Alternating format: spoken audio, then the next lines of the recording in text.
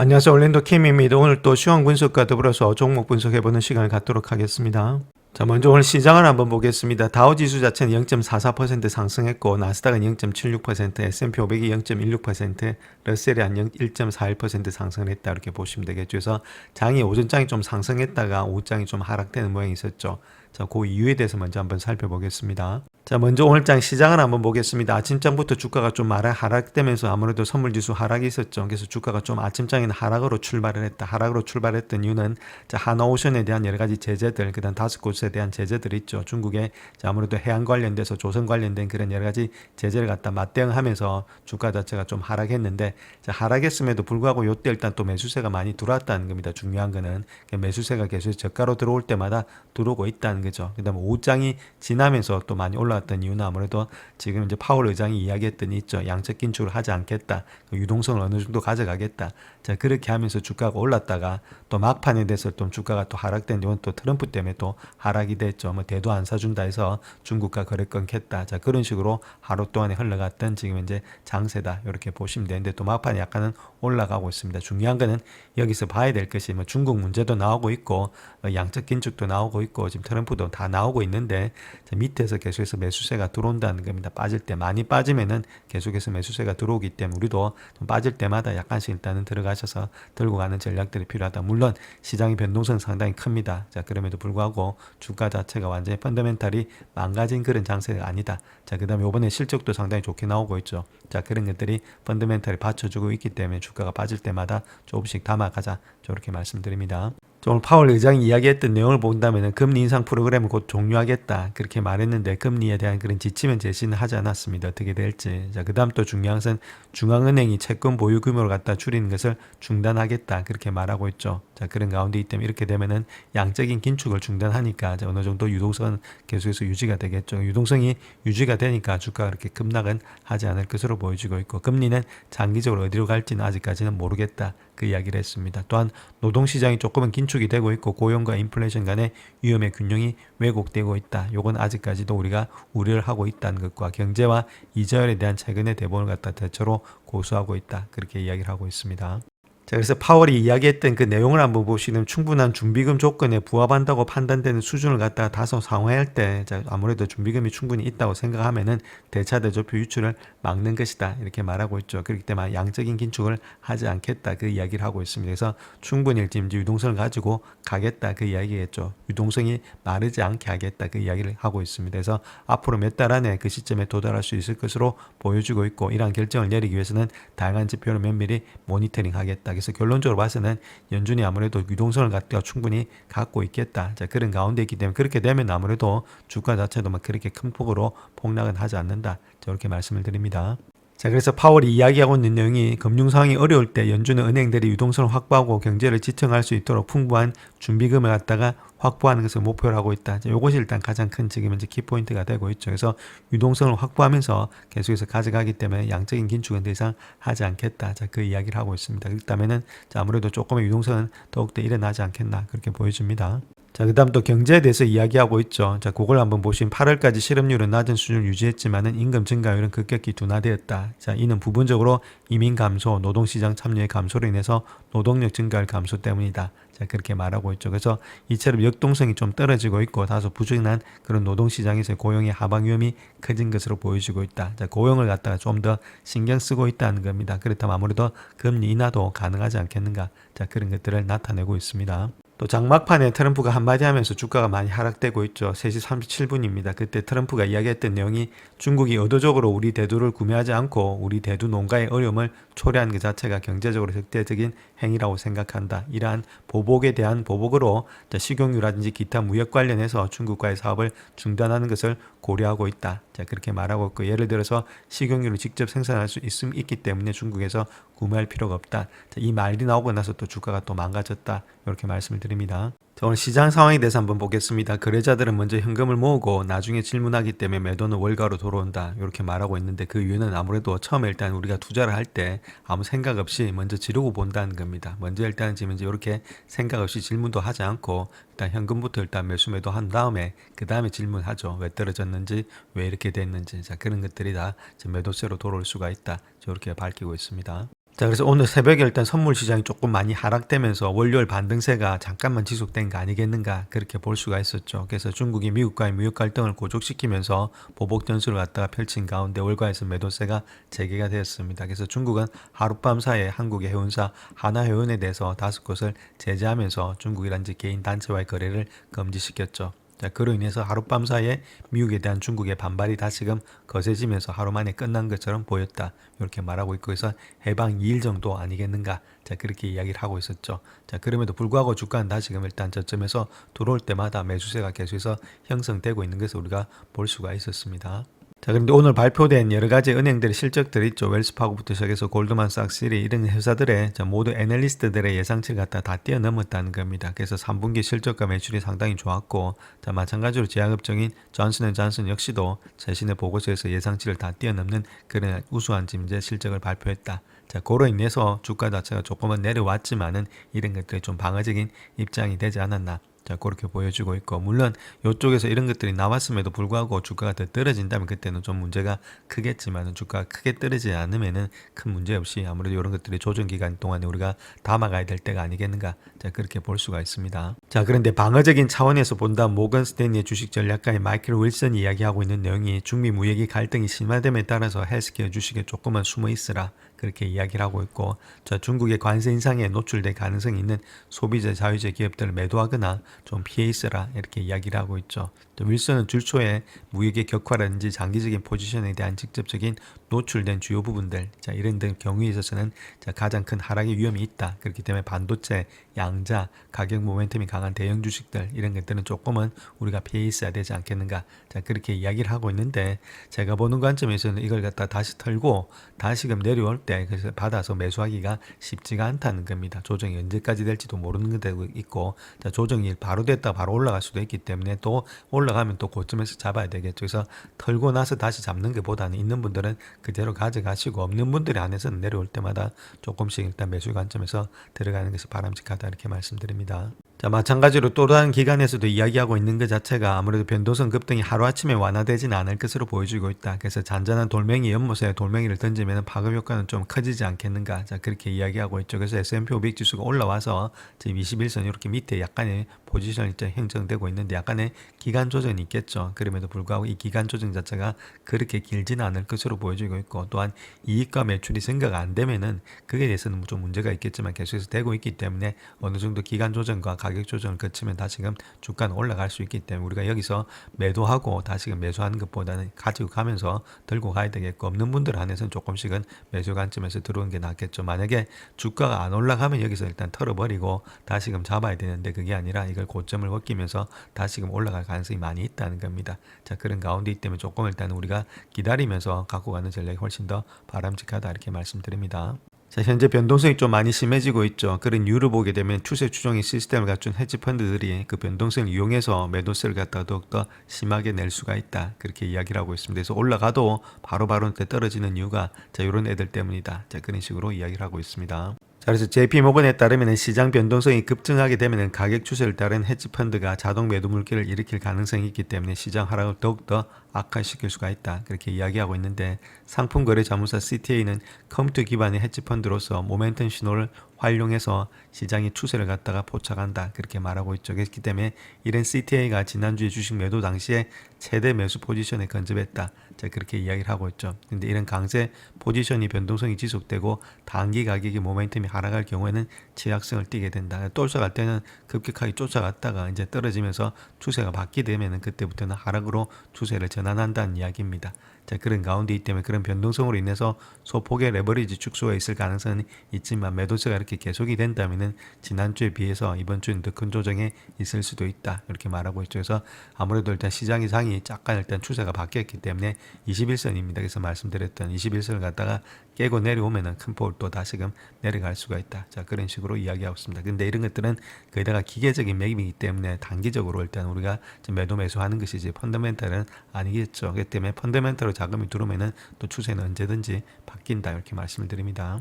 자, 그래서 JP모건 같은 경우에 있어서는 1에서 한 2% 주가 하락하면은 단기 모델이 하락세로 돌아설 수 있다. 4에서 6%까지 하락하면은 3개월에서 100일 추세 지표가 매도 영역으로 밀려날 가능성이 있다. 그렇게 이야기를 하고 있죠. 그래서 그럴 때는 대규모 포지션을 조정을 초래할 수 있다. 그런 식으로 이야기하고 있습니다. 그래서 이 정도까지는 뭐 내려가진 않을 것 같고 제가 보는 건 좀 약간의 지금 1에서 한 2% 정도의 조정은 있지 않겠는가. 그래서 그 조정을 해서 좀 변동성이 좀 심해지지 않겠나. 자, 그렇게 보여지고 있습니다. 자, 어제 영상에도 말씀을 드렸듯이 JP모건 일단 투자를 많이 하겠다. 그렇게 이야기하고 있었죠. 그 다음 트럼프도 마찬가지로 이렇게 동조하면서 미국의 주요 공급망에 대해서 상당히 강하겠다. 그래서 아무래도 이런 여러 가지 원천적인 데는 기술이라든지 원천적인 데는 그런 여러 가지 원자재 이런 것들을 자기들이 자급자족하겠다. 자, 그런 식으로 밝히고 있었죠. 그래서 모건 스탠리는 이러한 국가 안보에 대해서 아무래도 주식들이 좀 수혜를 받지 않겠는가. 자, 이런 것들을 통해서 그렇다면 어떤 주식들이 좀 수혜를 받을 것인지 자, 거기에 대해서 한번 살펴보겠습니다. 자, 그래서 중국이 히토리라든지 관련 기술에 대한 수출 통제를 강화했죠. 그래서 100% 새로운 뭐 관세를 부과하겠다 이렇게 왔다 갔다 설렁설레를 했고, 또한 JP모건 같은 경우는 최대 100억 달러까지 투자하겠다. 자, 그런 식으로 이야기했죠. 그래서 모건 스탠리가 일단 그런 걸 토대로 해서 국가 안보 주식들 모아서 바스켓을 구성을 했는데, 자, 그게 포함되는 주식들 본다면 리튬, 배터리, 우라늄, 원자력, 히토리오, 그다음 에너지 저장 분야에서 걸쳐서 균등하게 구성하게 되었다. 그래서 바스켓에 다 포함된 종목들 한번 살펴보겠습니다. 자, 그래서 회사들 한번 보시게 되면 프리볼트, 맥모란 있죠. 그 다음 MP 머티리얼스, 테슬라 있습니다. 테슬라는 두 번이나 일단 같이 공유가 되고 있죠. 그만큼 일단 테슬라는 많이 쓰인다는 겁니다. 그 다음 넥스텐 에너지, 그 다음 우라늄 로열티, 그 다음에 에너지 퓨얼스 이렇게 한 6, 7가지 정도 되고 있다 이렇게 보시면 되겠죠.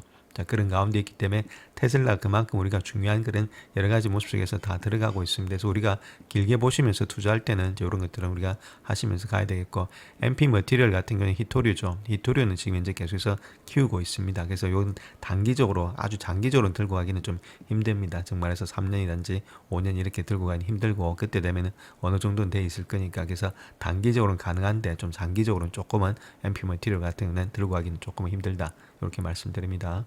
자, 그래서 특별히 MT 머티리얼스 같은 경우는 2025년도에 무려 520%나 급증을 했다는 겁니다. 급증이 상당히 많이 했다는 거겠죠. 그래서 시장 수익률로 본다면 좀 재조정을 해야 되지 않았나. 그래서 이 BMO 캐피탈 같은 경우는 76달러로서 현재 주가보다 한 20% 낮게 형성이 되어 있다. 자, 그렇게 이야기를 하고 있죠. 그래서 마켓 퍼폼을 제시한다. 이렇게 이야기를 했는데, 자, 좋은 점에 본다면 DOD라든지 국방부의 혁신적인 파트너십을 통해서 MP가 미국의 히토리 업계의 챔피언이다. 자, 그렇게는 말하고 있죠. 그래서 이런 것들이 안정적이고 예측 가능한 수익으로 이어지면은 확실한 길을 열어줄 건데, 그럼에도 불구하고 향후 수익 가식성을 고려해 볼 때는 시장이 MP 주가를 갖다가 정확하게 판단하고 또 있다.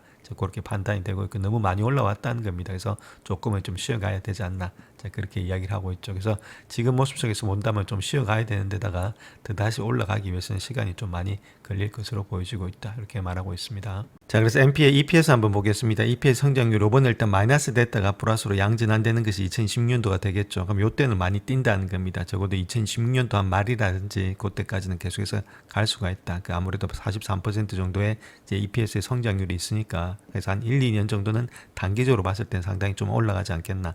자, 그렇게 보여지고 있고, 자, 매출의 성장도 보시더라도 2016년도가 149% 상당히 많이 올라가고 있죠. 이런 것들이 다 반영이 되어 있다는 겁니다. 그 다음에 2017년도, 그 다음에 2028년도까지 본다면 20% 가고 있죠. 그래서 많이 달린다면 한 2027년도 정말 초라든지 한 중순 정도 되겠죠. 그 정도 되겠고, 좀 적게 달린다면 2026년 말까지. 그래서 한 1, 2년은 달릴 수 있는 주식이 요 주식이다. 근데 아주 길게는 좀 달리기는 조금은 힘들다. 이렇게 먼저 말씀드립니다.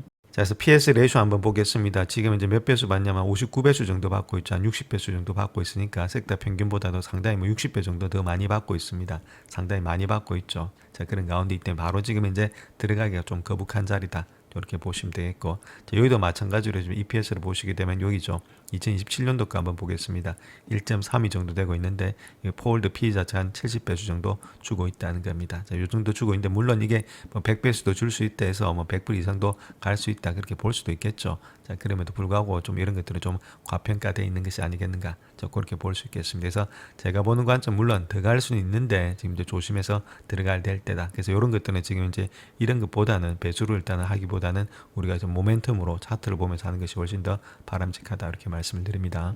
자, 그래서 주봉 차트입니다. 주봉 차트는 이렇게 N자로 이렇게 가고 있죠. 상당히 좋은 모양이 있는데 요번에 일단 실적 발표 때 요때를 일단 자세히 봐야 됩니다. 가장 중요한 실적 발표 때 실적이 어떻게 될지. 자, 그때 보시게 되면 아무래도 EPS가 조금은 양전 안에서 음전 안에서 양전안 될지 그거 일단 가이던스가 나오겠죠. 저 그거 한번 체킹해 보시고 그렇다면 주가는 좀 한 번 더 뛸 수가 있다. 그다음 매출 역시도 여기서 일단 2배 정도 뛴다고 이야기되고 있죠. 이런 가이던스가 정말로 나와주는지 자 그런 것들이 좀 더 중요하겠죠. 자 그로 인해서 이제 기대치로 가고 있기 때문에 기대치로 가는 주식에 있어서 모멘텀이 더 중요한 것이고 밸류에이션 하기가 상당히 힘든 모양이 있다. 그런 가운데 이쪽에서 만약에 좀 떨어진다면 그 잡아서 좀 길게 보시면서 한 1년 반, 1년 정도를 보시면서 갈 수는 있는데 그 이상을 보면서 가기는 조금은 힘든 주식이 되지 않겠는가.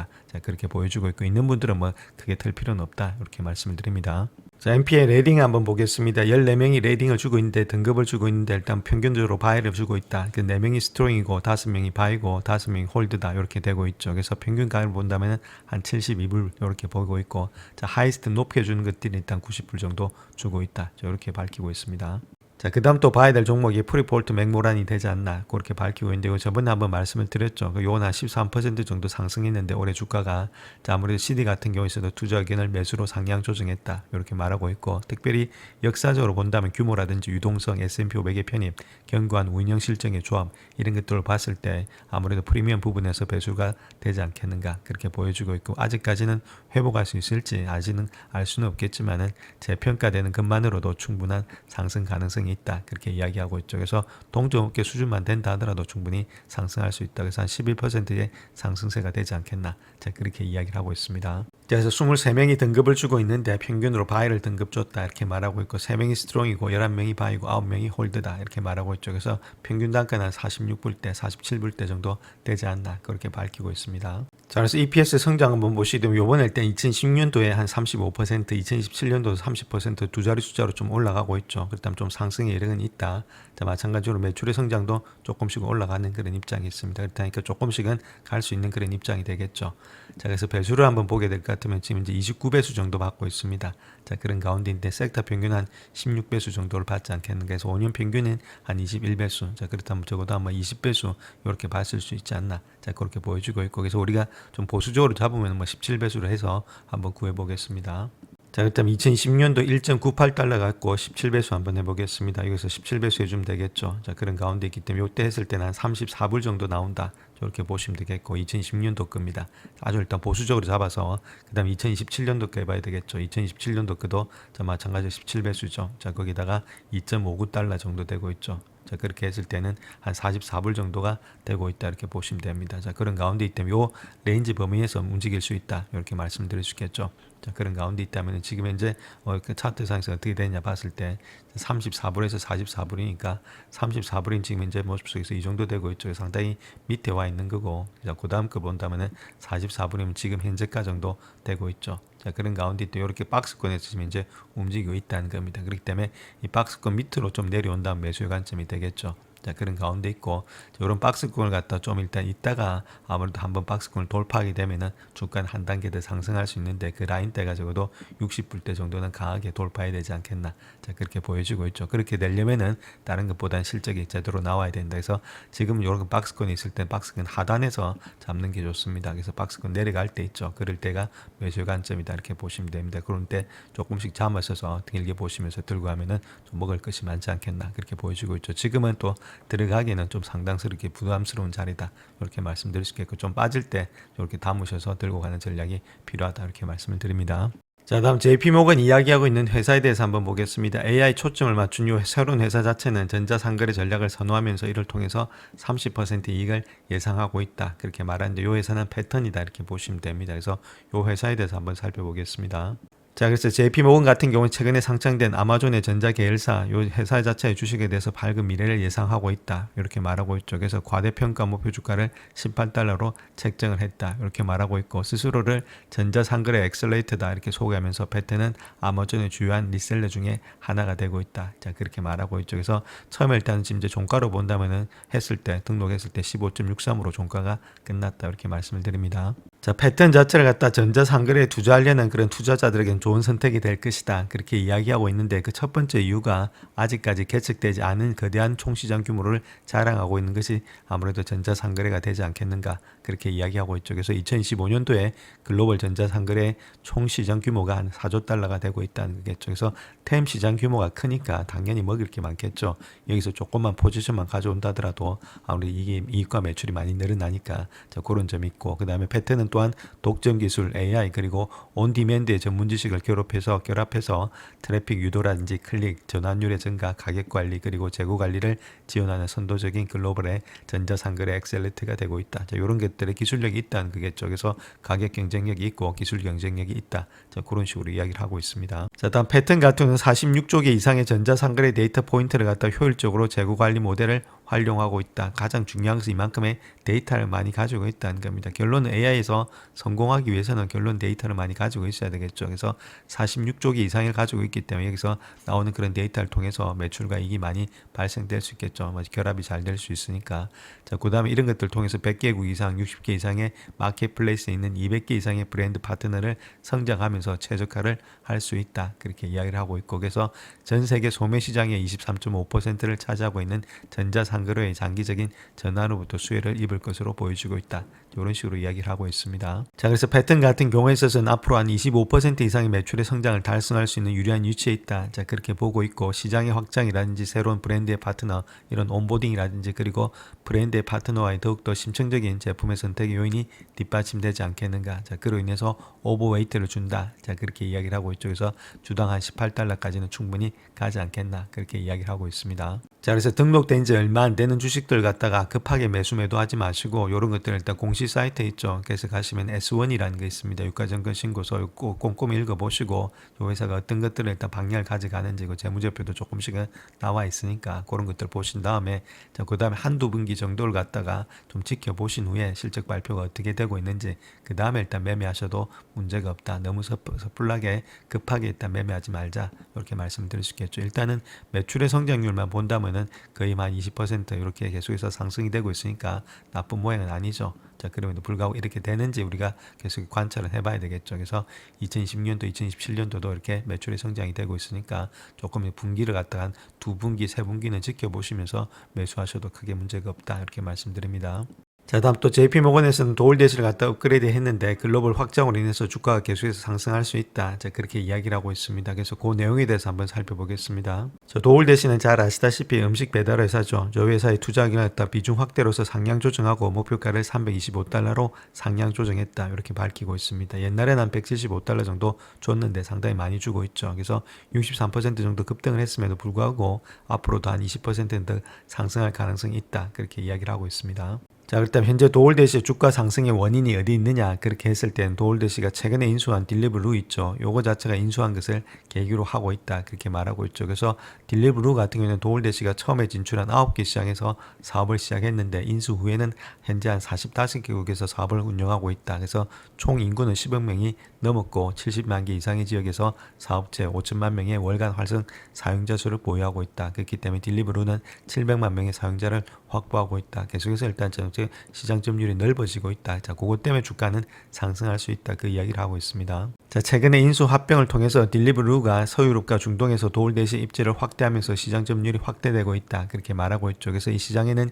이미 규모가 큰 기존 업체들이 진출해 있고, 또한 도올댓은 사업 규모를 확장하고 시장 점유율을 확보하기 위해서는 아무래도 수익을 적극적으로 재투자해야 되지 않겠나. 자, 그렇게 이야기를 하고 있죠. 그렇다면 이러한 투자는 고객 확보, 그 다음에 구독 서비스의 개선을 통해서 더 높은 배송 빈도를 확보하는 데 사용될 것으로 예상이 되고 있다. 그래서 시간이 지남에 따라서 도올댓이와 딜리브루의 사업의 효율성을 높이기 위해서 운영이라든지 물류 전략을 도입할 수 있을 것으로 예상이 되고 있다. 이렇게 밝히고 있습니다. 자, 그래서 예를 들어서 최근 크로그의 2,700개 매장이 도올댓이 플랫폼에 추가됨에 따라서 도올댓의 서비스도 지속적으로 확대될 것으로 예상이 되고 있고, 특별히 광고 부분에서도 중요한 기회를 갖다가 보고 있다. 이렇게 밝히고 있죠. 그래서 도올댓이와 딜리브루 같은 경우는 2027년도까지 광고 수익화가 2%에 도달하게 되면은 30억 달러 매출을 올릴 수 있을 것으로 예측이 되고 있다. 그런 가운데이기 때문에 주가는 또 상승할 수 있다. 그렇게 예측을 하고 있습니다. 자, 그래서 등급을 보게 되면 이제 43명이 일단 레이팅을 주고 있는데 바이 등급을 주고 있다. 이렇게 밝히고 있고, 그래서 10명이 한 스트롱 바이고 20명이 바이고 그다음에 11명이 홀드다. 이렇게 보시면 되겠죠. 뭐 셀이라든지 언더폴펌 없습니다. 그래서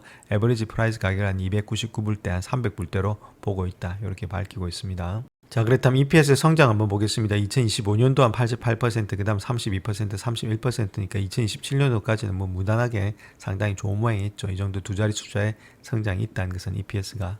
자, 그 다음 매출의 성장도 한번 보겠습니다. 매출의 성장도 2027년도, 뭐 8년도까지도 본다 하더라도 18%두 자리 숫자는 되고 있으니까 그렇게 나쁜 모양은 아니다. 자, 그렇게 우리가 먼저 아실 수가 있겠습니다. 그래서 지금 배수를 한번 보겠습니다. 배수를 보시게 되면 54배수 정도 받고 있죠. 근데 섹터 평균이 17배수고, 지금 5년치 평균은 뭐 273배수, 이거는 무시해야 되겠고, 그래서 지금 보시게 되면 섹터 평균 한 20배수 정도 되고 있는데 50배수가 되고 있으니까 조금은 고평가되지 않았나. 자, 그렇게 볼 수는 있겠지만은 중요한 것은 패그 배수죠. 패그 배수가 아무래도 성장이 좀 많다는 겁니다. 다른 데보다는 1.75인데 1.47로서 성장이 조금은 많게 형성이 되고 있죠. 그렇다면 성장률 한번 보시게 되면 성장률을 지금 이제 섹터 평균을 봤을 때 매출입니다. 그래서 포월드 기준으로 봤을 때죠. 요때는 3.14밖에 안 되는데 22%나 되고 있으니까 6배 정도가 더 많다는 겁니다. 다른 데보다는 성장이 많으니까 당연히 일단은 지금 배수도 좀 많이 줄 수가 있겠죠. 자, 그런 가운데이기 때문에 여기서도 지금 2배 정도를 줬다는 겁니다. 거기 6배니까 2배 정도를 주고 있다. 그렇기 때문에 충분히 이 정도는 받을 만하지 않겠나. 자, 그렇게 볼 수가 있다는 겁니다. 그래서 한 50배 정도는 받을 수가 있다. 그렇게 말씀드립니다. 자, 물론 50배수 줄 수 있는데 보통 보면 IT가 일단 많아도 일단 45배수, 40배수 정도 되고 있죠. 그런 가운데 다음 40배수 정도를 주면서 보수적으로 봤을 때, 이 정도 봤을 때 어느 정도 되고 있는지, 자, 거기서 적정 주가를 한번 구해보겠습니다. 그래서 40배수라고 치고, 자, 거기다가 2020년도 있죠. 6.7 정도 되고 있죠. 6.7을 했을 때는 지금 모습에서 한 268불 정도가 되고 있다. 한 270불 정도가 나오고 있다. 이렇게 말씀드릴 수 있겠고, 그 다음에 8.79 정도 되고 있죠. 그래서 8.79를 갖다가 지금 이제 한 40배수 준다. 자, 그렇게 했을 때 우리가 한번 보게 되면은 지금 모습에서 한 350불 정도가 되지 않겠는가. 자, 그렇게 볼 수가 있겠죠. 자, 그런 가운데이기 때문에 270에서 한 350불대, 저 라인대가 아무래도 지금 적정 주가가 되지 않겠나. 자, 그렇게 볼 수가 있다는 겁니다. 자, 그래서 270불이라고 말씀드렸죠. 지금 가격이 270불입니다. 그래서 270불에서 350불대까지 가지 않겠는가. 자, 그렇게 볼 수가 있다는 거겠죠. 이 정도로까지. 자, 그렇다면 지금 모습에서 본다 하더라도 올라가는 폭 자체가 적어도 한 20%는 올라가지 않겠는가. 자, 그렇게 볼 수가 있겠죠. 자, 그런 가운데 있고 일단 직전 고점을 돌파하면서 올라가는 그런 모양이 있습니다. 그래서 만약에 좀 눌린다면은 그때는 우리가 잡아서 들고 가는 그런 것들이 돼야 되지 않겠나. 자, 그렇게 보여주고 있죠. 그래서 보수적으로 잡아도 이 정도니까 계속 주가는 좀 더 많이 상승하지 않겠는가. 자, 그렇게 볼 수가 있겠습니다. 자, 다음 은에 대해서 이야기하고 있는데 아무래도 은값이 사상 최고치를 치면서 아무래도 내년에 2배까지 오르지 않겠는가. 자, 그렇게 이야기하고 있습니다. 그 이유에 대해서 한번 살펴보겠습니다. 자, 그래서 금값에 대해서는 올해 상당히 많이 시장이 화제가 되고 있었지만 은값은 조용히 상승세를 나타내고 있었다는 겁니다. 그래서 가격이 앞으로 한 몇 년 안에 2배는 되지 않겠는가. 그렇게 이야기하고 있고, 저 50달러 선을 돌파를 했지만은 요번에 본다면은 올해 초로 비교해 봤을 때 은값은 78%, 금값은 한 50%에 불과하다. 은이 더 많이 뛰었다는 겁니다. 올해 들어와서. 자, 그런 것들이 있었고, 특별히 해방기념일 이후에 금값의 랠리 이후에 금은 비율이 100배를 돌파하게 되면 은에 대한 관심이 높아졌다. 그렇게 말하고 있죠. 그래서 이번 세기 이전에 금은 비율이 100배를 넘은 유일한 시기는 팬데믹이었다. 그 이후에 급격한 반전이 있었다. 그렇기 때문에 이런 것들이 있은 후에는 또 다시금 갈 수 있기 때문에 우리가 여기 좀 집중을 해야 된다. 그런 이야기를 하고 있습니다. 자, 투자자들이 은에 대해서 보유하고 있는 이유는 가치 저장소로 보고 있다. 자, 그런 이유도 있겠지만 은과 금을 비교할 수 없을 만큼의 실용적인 용도도 가지고 있다는 겁니다. 즉, 금은 산업적인 용도에서 약간은 제한이 되겠지만 투자 관점에서 은은 가치 저장 수산, 그 다음에 또 마찬가지 전자라든지 재생에너지 기술 분야에서 다양한 산업적 용도를 가지고 있다. 이렇게 말하고 있죠. 그래서 앞으로 얼마만큼 향할지는 예측하기는 어렵겠지만 아무래도 상승세는 계속해서 가지 않겠는가. 그렇게 이야기하고 있고,